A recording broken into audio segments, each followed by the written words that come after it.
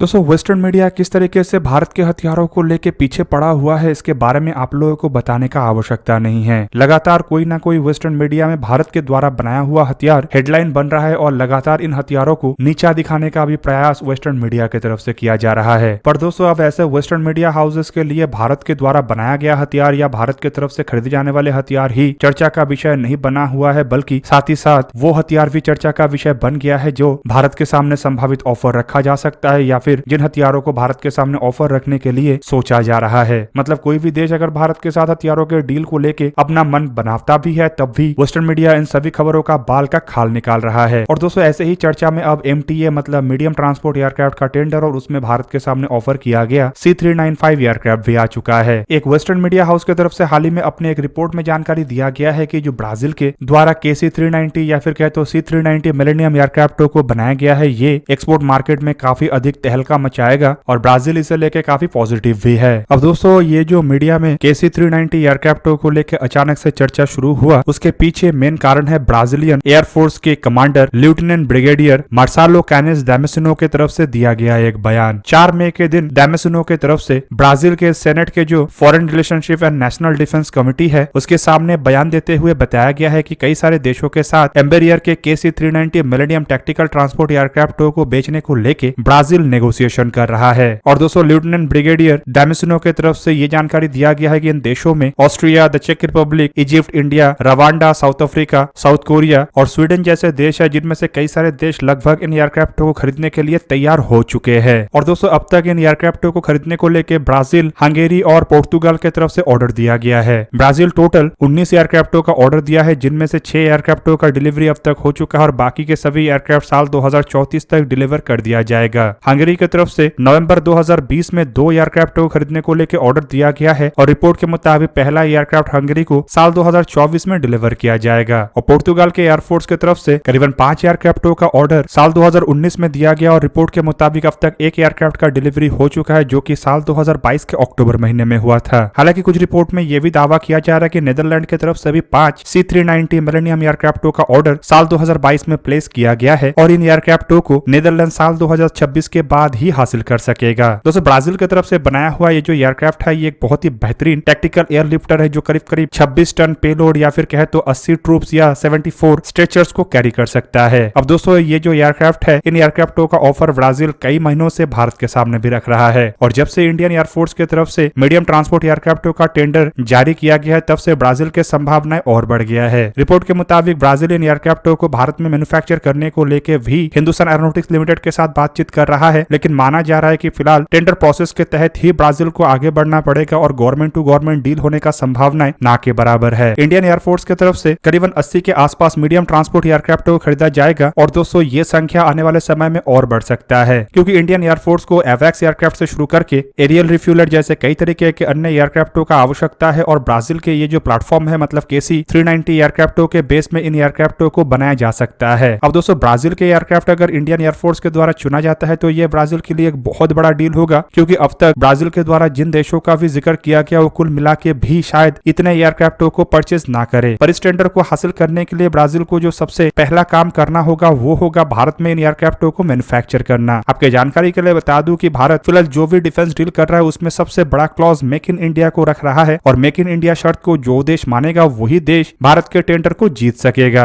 अब दोस्तों western media के अंदर ब्राजील के KC-390 एयरक्राफ्टों को लेकर अचानक से चर्चा इसलिए बढ़ा है क्योंकि C-130J जो एक टैक्टिकल ट्रांसपोर्ट एयरक्राफ्ट है, ये पूरा दुनिया में इस्तेमाल हो रहा है और कई सारे देश इन एयरक्राफ्टों को रिटायर करने का तैयारी कर रहा है। ऐसे में दोस्तों उन देशों के लिए ब्राजील के KC-390 एक बेहतरीन प्लेटफॉर्म बन सकता है और इसके मुकाबले में अगर अन्य एयरक्राफ्टों को देखा जाए तो एकमात्र C-130J सुपर हरकुलिस ही है। हालांकि यूरोप में भी टैक्टिकल ट्रांसपोर्ट एयरक्राफ्ट बनता है, लेकिन एयरबस के द्वारा बनाया गया C-295 और A400M एयरक्राफ्टों को देखा जाए तो ये C-130J सुपर हरकुलिस जैसे एयरक्राफ्टों के रिप्लेसमेंट नहीं बनता है, बल्कि C-295 C-130 से कम पेलोड वाला और A400M C-130 से काफी अधिक पेलोड वाला एयरक्राफ्ट है। मतलब दोस्तों यहाँ पे ब्राजील के सामने एक बहुत बड़ा अपॉर्चुनिटी है और इस अपॉर्चुनिटी को ब्राजील भारत के द्वारा हासिल कर सकता है, क्योंकि एक बार अगर भारत की तरफ से बड़े मात्रा में ब्राजीलियन एयरक्राफ्ट को खरीदने को लेके ऑर्डर प्लेस किया जाता है तो एक तरीके से इंटरनेशनली ब्राजील के एयरक्राफ्ट को रिकॉग्नाइज किया जाएगा। हालांकि दोस्तों जिन देशों की तरफ से ब्राजील के एयरक्राफ्ट को खरीदा गया है वो एयरक्राफ्टों को इंटरनेशनल मार्केट में उतारने के लिए तो काम किया है, लेकिन उस तरीके से